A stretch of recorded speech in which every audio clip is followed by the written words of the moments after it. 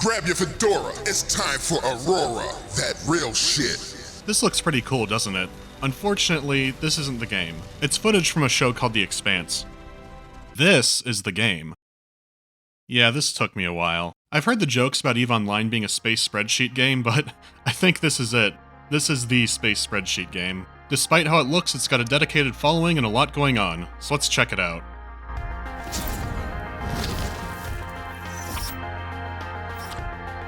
Aurora 4X has been built over the past 13 years by one Englishman named Steve Walmsley. It started as a companion program for a 1970s pen and paper game called Starfire. The reboot of it was kind of odd. Over the years, Aurora morphed into being a 4X empire building game, with many of the inspirations coming from games that Steve liked to play in the 70s and 80s. In a Rock Paper Shotgun interview, he basically said that no one was making these games, so he went and made his own. That's pretty admirable. For comparison, this is like someone making a program to speed up combat in Dungeons & Dragons, but recreating the campaign map in Rome Total War. But it still keeps the individual combat in the same level of detail as Dungeons & Dragons, and that is a big scale increase. So before I even start, this is an amazing side project for one guy to do. He's still working on updates to it, has kept it free, and this man is clearly passionate. It's a testament to his work that I'm going to be able to compare it to some bigger budget 4X games and not really feel bad about it. So let's take it from the top. When you start a new game, you're going to have a few options to tinker with.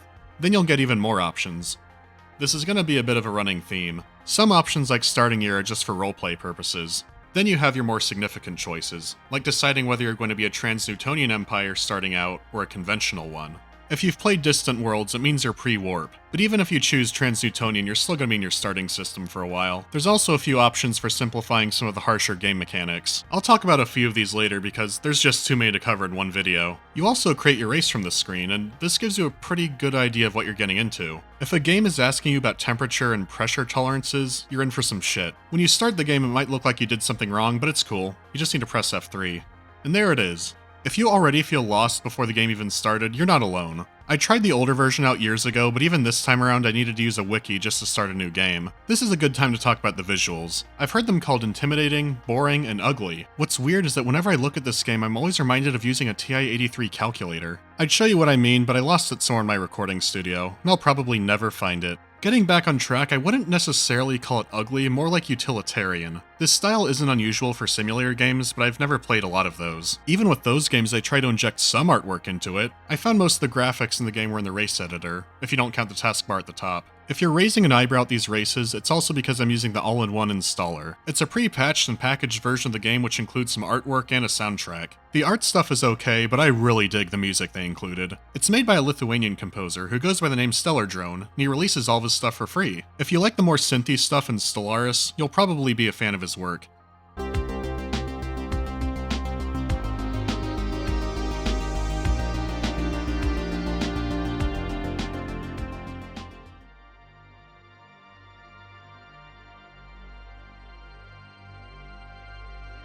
You could play this stuff in almost any space game and it would sound great. It's also the only sound in the game besides the Windows error noises, so take what you can get. So this style of interface is about as simple as it can be. The game is just crammed with features to the point where all the buttons look really intimidating.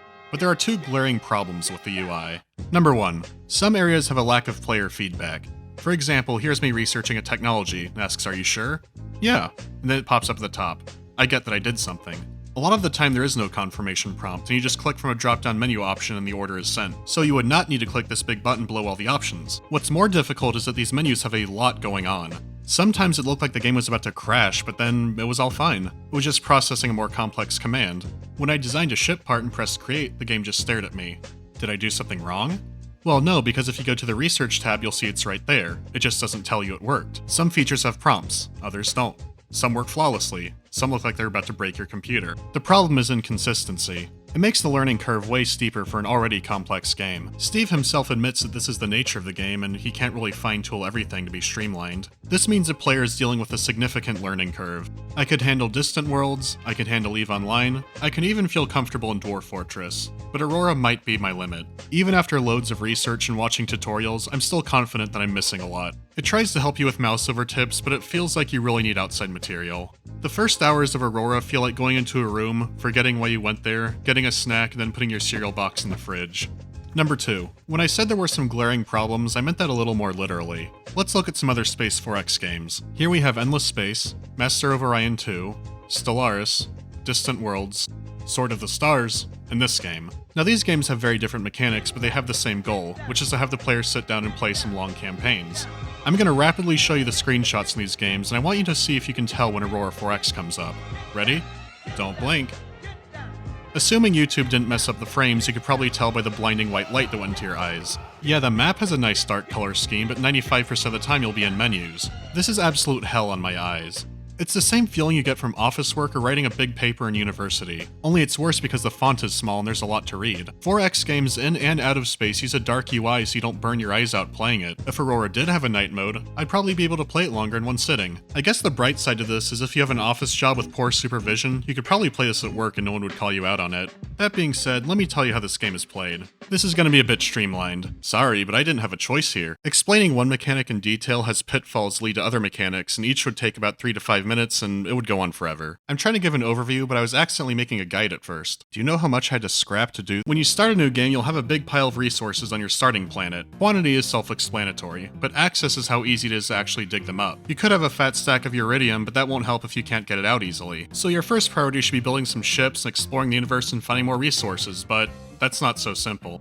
First, you need to make sure the slipways of the spaceport can actually fit the big ship you're going to build. You can constantly increase the size of them, but that costs some resources, and you don't need a ton at the start. Next, you need to do research to actually build your spaceships. If you had a conventional start, the first thing you want to look into is that Trans-Newtonian tech, because that's going to make things a lot faster. But you want to research the right way. Sciences are broken up into fields, and to research something you need a scientist and labs. Scientists have a field they specialize in, like real life. So you put your physics and engineering experts into their own relevant projects. Biologists make everybody lunch. Research gets faster the more experience the scientist gets, or if you build more labs for them to work in. So we're already touching on 2 other areas of the game, but I'm going to start with the scientists. The game has several kinds of characters, and you'll end up with several hundred if you keep going. That sounds a bit daunting, but it's really not that bad. Characters have a wide variety of personality traits. In other games, these reflect drawbacks or bonuses, but not here. These can be customized and are purely for the role-playing aspect of the game, so this part down here doesn't matter. The top right is what's important. Clicking through the people here will show their bonuses. For a pure research scientist, a lot of these won't matter, but they can have huge impacts in other areas, like assigning a planetary or sector leader. You get a set number per year, but you can get more by building military academies. This gives you chances for more researchers, along with the other kinds of leaders.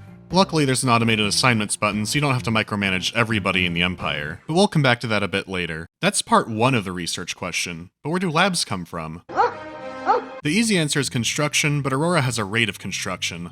You might be noticing a pattern here. You increase it by building new factories or converting your old ones into Trans-Newtonian facilities. This takes time and resources, but you control what percentage of your factory's output is spent on what, so you can build new factories while working on other stuff. Starship fuel isn't a part of that, it uses refineries. And yeah, of course there's starship fuel. Now, passage in time in Aurora can range from 30 days to 5 seconds. Most actions like research and construction are only measured in 5-day increments. That really short stuff is for combat, which is almost real time, I guess. So your earliest turns are based around construction and getting people assigned. When a turn ends, you'll notice some orbital bodies have moved and you'll get an update on the bottom. Sometimes so much has happened that information can be buried, but it does highlight important stuff and there's a log you can look at for details. So the game does try to help you manage all this information, it doesn't leave you completely to the wind. It's rough but manageable. Your starting solar system is also a test. If you find it too hard here, you're not going to make it in the rest of the game. So while your initial planet management is pretty, well, manageable, it's when you deal with spaceflight that things can get tricky, and I suspect a lot of people drop out here. Building one does have a few more convenience features than other games, but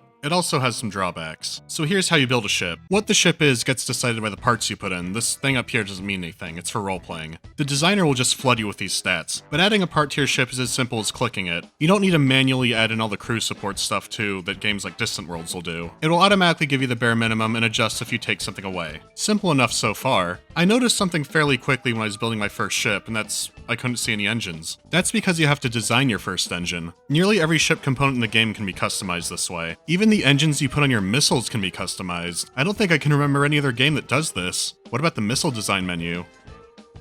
Oh my god.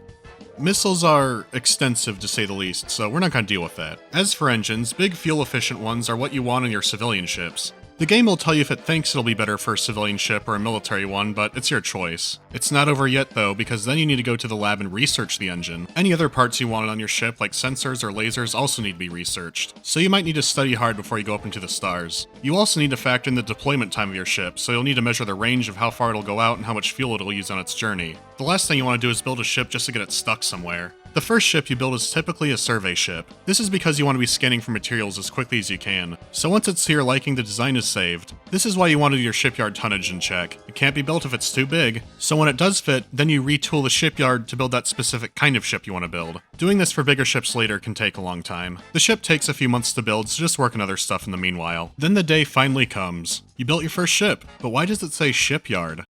Sorry, I hope you weren't expecting to click around with a spaceship. You give orders through a special fleet menu, and your first fleet is usually named after your shipyard. You can give manual orders like shown here, but also add on to them conditional orders, like dropping everything and refueling at a certain tick. This is done in a separate tab of the same menu. It can be a pain to set up, but once it's working, it's pretty nice. Orders can be cycled an infinite number of times or a set number, so something like constant resupply to a colony is a pretty easy setup. If it's set up right, the ship will start moving with the turns. Yeah, see, look at it go. Surveying your solar system is where the game starts picking up. This is where you start developing colonies and mining ores, all that good stuff. There are some detailed survey reports that help the player best decide where to mine, but they won't be 100% accurate unless you form a science team to land on a planet and do a ground survey. I'm not going to get into those, but it gives some other scientists something to do. Aurora is interesting and probably more realistic in that you don't need to have populated colonies. You just need to send automated mining equipment there. You might not even have to send it yourself. The private sector is simulated in Aurora. If they have enough money, they'll build their own ships and sometimes found their own colonies. So you can save on building cargo ships if you just contract Papa John's to do it for you. Just make sure to fill out the right supply and demand paperwork for it. Because in Aurora, deliveries between planets are done by mass driver. If you've made it this far into the video, you probably know what that is, so I'm not going to explain it to you. And Aurora, building the mass driver is also building the receiving system for one. So what if you accidentally mess up your paperwork and send all your mass drivers on Earth somewhere else? This is a 30-ton rock going near 5,500 miles per hour and there's no Bruce Willis to stop it. So guess what happens?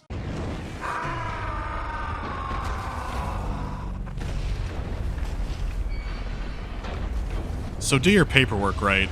Deciding to make populated colonies is when things get even trickier. Populations become rebellious if they don't feel protected or they don't have enough infrastructure. Now you could just keep supply lines going, but terraforming is a much better idea. Unfortunately, it's very time consuming in Aurora. I said that I tried not to make this video a guide, but I've dangerously been in that territory. I've been doing this to make a point. The steps are simple, it's learning the process that's difficult. Building a new ship or researching a new technology is a fairly straightforward thing to learn in other 4X games. But in Aurora, it requires digging through multiple menus or at least reading some tutorials about it. So when you get to features like terraforming, that's where the game really becomes a handful. In a game like Stellaris, you just need generic terraforming gases and liquids and some money, and you're good to go.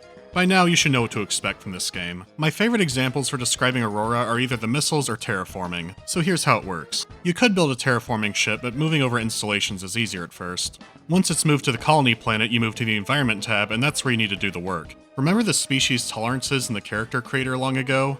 Yeah, that's coming back. You need to choose the exact type of gas to inject into the atmosphere. Once that's chosen, then you need to choose the amount of gas you add into the atmosphere. Messing up the pressure is a good way to kill everybody. This process takes years, and you need to monitor the atmospheric data. You need gases to balance out the first, greenhouse gases to measure the temperature, you have to do everything. This would be a simple deal in another game, but here it's very specific. Honestly, that's the best way to sum up the game. It's very specific. This is its greatest strength and its greatest downfall. Aurora's features are so deep and so smartly connected, it would take, hours to explain it all thoroughly. It makes a thorough mechanic review nearly impossible. However, if you master your first solar system, you should be fine in others. Whatever you learn in your first system will apply to all the others, and the game does a good job of making you learn that. Switching between them isn't hard with a drop-down menu, or you could just use the galactic subway map. With one exception, there wasn't anything in another system that radically changed my process of doing things. So what's that exception?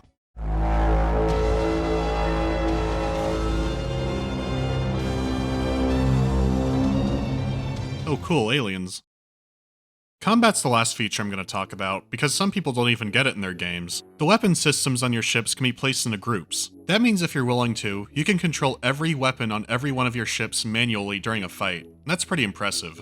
If you're not willing to do that, there's also an auto-fire option. Either way, these can get pretty destructive. You typically want to change your turns in a small increment so you can see how the battle is going. Ships can lose control of their systems if they're damaged enough, and if they're hit too badly, they might have to scuttle or they just blow up. The ship damage system is very intricate. I find it a lot more enjoyable in smaller skirmishes because when it gets into huge fleet battles, things can get pretty hard to follow. Visually, you'll see escape pods being marked, explosions, and also wrecks appearing. Battles can also be financially profitable since it has an EVE Online-like salvaging mechanic. They could also provide useful military intelligence. A lot of battles can depend on who brought the best anti-missile missiles, but there's other things you could do too. Like any strategy game, knowing which fight to take is your best bet. Ground forces can also be involved in boarding enemy ships or attacking enemy planets, but most of this isn't visual. Aurora thrives from imagination. You could pretend that your favorite characters from Starship Troopers are fighting the enemies in their ships.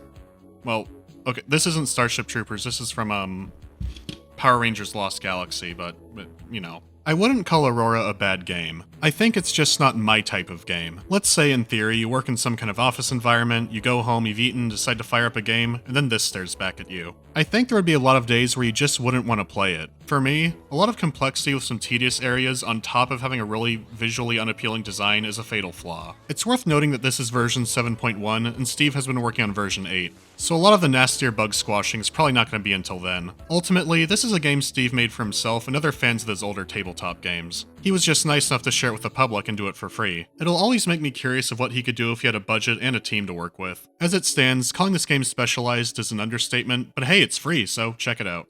This video took longer than the others, but I wanted to give it a fair amount of time. Plus, I was trying to think of a way to maybe make the video look a little nicer, but there wasn't a lot I could do. I've started tracking requests using a Google document that I'm gonna pin in the comments, so let me know what you want to see next. Aurora was interesting for how few games are like it. The one